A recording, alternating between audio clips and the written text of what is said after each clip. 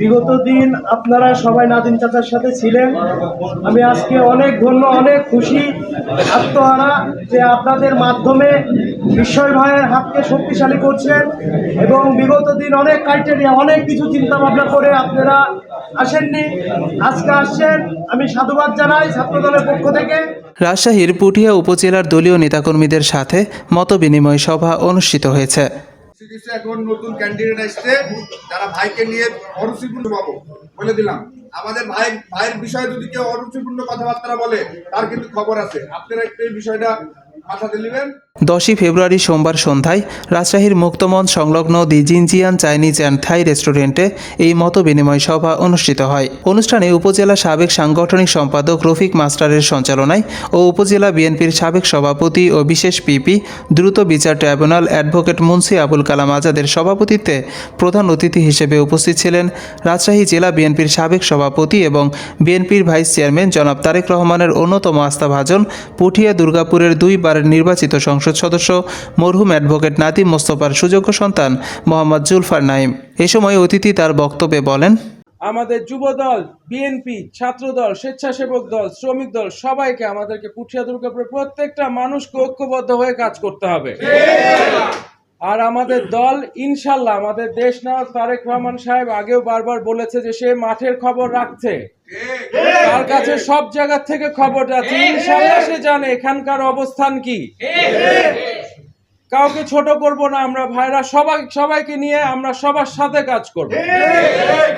আমাদের সাথে এখন আমাদের বিপক্ষে যারা আছে তারাও হয়তো আসতে পারে, তাদেরকেও একসাথে রাখবেন ভাইরা, তারাও বিএনপির অংশ। আমাদেরকে সবাইকে ঐক্যবদ্ধ হয়ে কাজ করতে হবে। আমরা সব সময় দেশনেত্রী বেগম খালেদা জিয়া সুস্বাস্থ্য কামনা করব, দেশনায়ক তারেক রহমানের ফেরত আসার অপেক্ষা করব। আর একটা জিনিস ভাইরা, আপনাদের পুঠিয়াতে অনেক পুকুর দখল নিয়ে অনেক মারামারি হচ্ছে। আমাদের নেতা কি কখনো টাকা নিয়েছে কারো কাছে? চাকরির জন্য টাকা নিয়েছে? দুর্নীতিতে লিপ্ত ছিল? আমাদের নেতা কি ছিনতাই চাঁদাবাজি করেছে?